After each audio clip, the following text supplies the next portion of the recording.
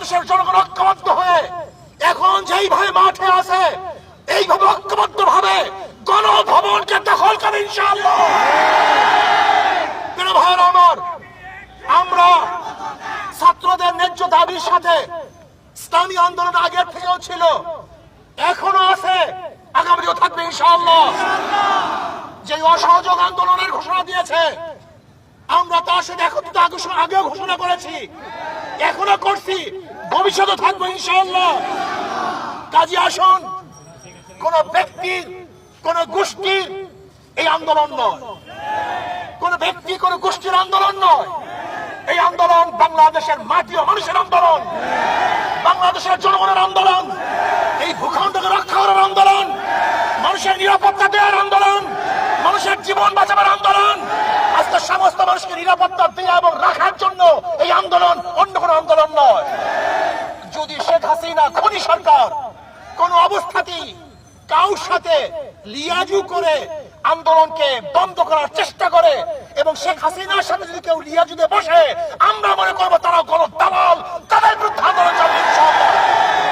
শেখ হাসিনার সাথে আর কোনো সংলাপ নয়, তার সাথে কোনো আলোচনা নয়, শুধু একটাই পদ, শেখ হাসিনার পদত্যাগ। শেখ হাসিনার পদত্যাগ ছাড়া দ্বিতীয় কোনো সংলাপ নয়, কোনো আলোচনা নয়, কোনো বৈঠকে আমরা বিশ্বাস করি না। শুধু বৈঠক একটাই হবে, আমরা শুধু জানবো যে শেখ হাসিনা অমুক দিন গদি ছাড়ছে, এই শোনার অপেক্ষা আছি।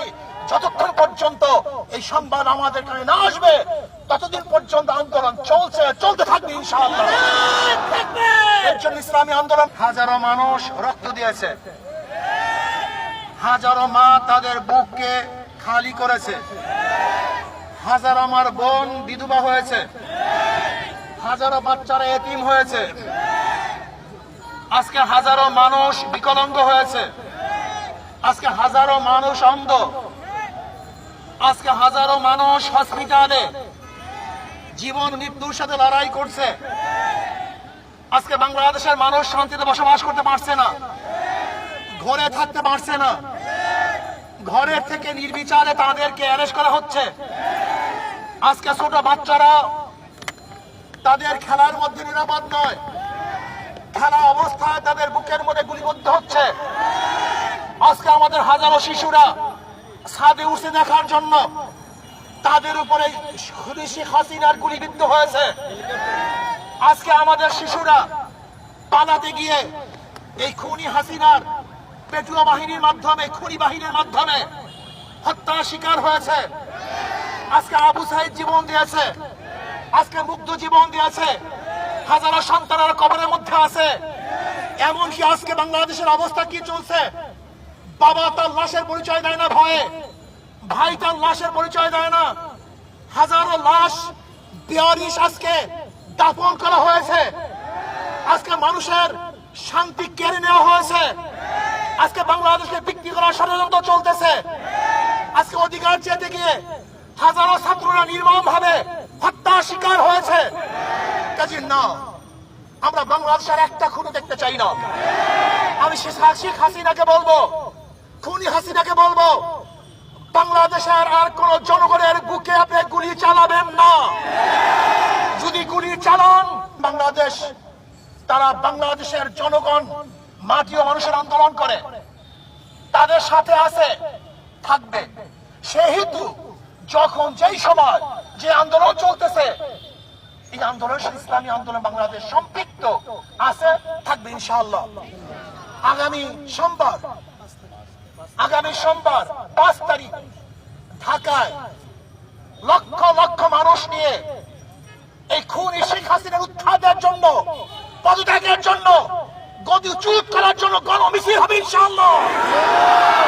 লক্ষ লক্ষ মানুষ নিয়ে ঢাকা ইনশাআল্লাহ সকাল 10টায় গণমিছিল শুরু হবে। যেই গণমিছিলের আওয়াজে শেখ হাসিনার মাস্তান ভেঙে চুরমার হয়ে যাবে ইনশাআল্লাহ। বাইতুল মুকাররম থেকে শুরু হবে ইনশাআল্লাহ সেই গণমিছিল। আমিরুল মুজাহিদিন হযরত বিশ্বাস হুজুর দামাত বরকাতুল আলিয়া সেই মিছিলে থাকবেন, নেতৃত্ব ধারণ করবেন। আমরা সমস্ত জনগণ সবাই একত্রিত হয়ে সেই মিছিল অংশগ্রহণ করব। আমি বাংলাদেশের শ্রমিক ভাইদেরকে বলবো,